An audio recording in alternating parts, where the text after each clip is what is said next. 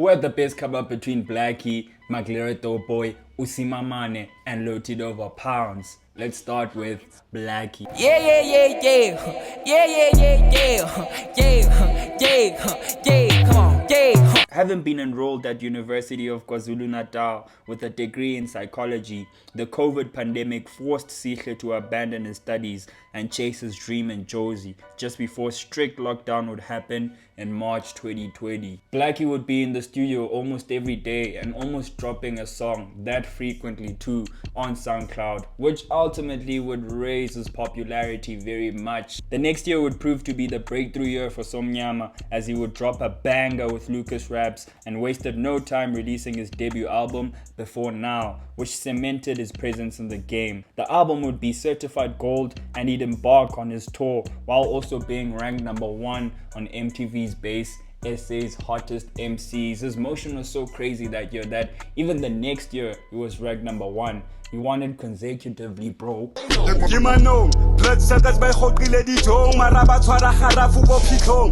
Maglera gained prominence when one of his signature verses went crazy on all platforms thanks to the production of Mash Beats and featured artist Tato Soul. Prior to that, MDB had motion, having had a song with Kulichana and Casper Nyovest. However, it was after his Never Ride verse where his popularity skyrocketed. That same year of 2022, he would drop his debut album Diaspora and be ranked #4 at the MTV Base Hottest MCs while killing all the features he was in, more especially the Guangao. They used to think I'm a joke. I used to sleep on the floor. Used to be out in the coat. Now I count beans on the low. Having been featured on Tony Diamana's hit record Ifilimu, Usimamane's flow captured the interest of hip-hop fans, and his tape 19th would not disappoint, as it had the jiggy, melodic raps scattered everywhere. His biggest breakthrough would come the year after in 2024 when he released Check, which was certified 3 times platinum. His studio album 20th Days Before Mod broke a record as the biggest second day streams in SA on Spotify, and also it got Rick Ross on the deluxe, bro.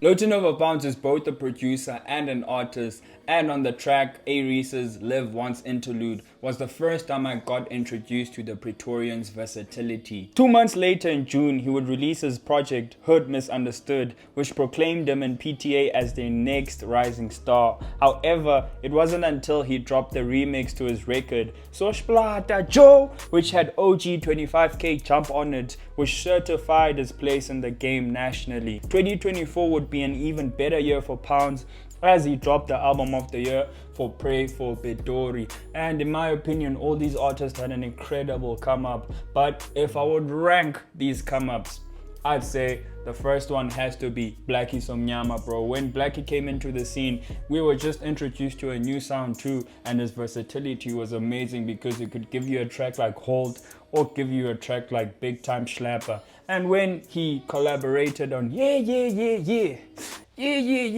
featuring Nasty C, that was a banger, bro, and I know that song did amazingly well for Blxckie. And also he was tapping into a different side of him, giving us R&B and also giving us a mapiano. There was this time where if you had Blxckie on your track, you knew that track was gonna be great and that track was gonna just go commercially crazy as well. So Blxckie takes the #1 spot for me. The second has to be Maglera Doe Boy. Maglera Doe Boy had this feature run where every verse that he was on, he was killing it, bro. I remember that Stino Letwini verse that he dropped. I was like, my God, Maglera Doe Boy, this is what we need in South Africa. The Guangawe, the promise, swear. I can go on, and he's still great in giving you a solid body of work, because even though people didn't really gravitate towards Diaspora, I liked how experimental it was and how he was pushing boundaries in his own way. So #2 is Maglera Doe Boy for me. #3 has to be the one and only Umlazi born Usimamane, bro. I remember when movie film people couldn't decide if do we fuck with Tony Diamanda's verse more or do we fuck with Usimamane's verse more. It was so hard to choose, and I don't know if you chose which one you fuck with the most. I can't choose still to this day because both those verses crazy fire, but Usimamane made sure that that momentum didn't go to waste as he dropped 19th and he featured the likes of La Cabra and Lo-Fi, and he also went crazy when he dropped Check, bro. Check was going so crazy. I remember Cotton Fest when he performed it at the bunker stage. The bunker stage was shaking, bro. Crazy. He's come up and even doubling down by dropping another hit featuring Sjava on his latest debut album.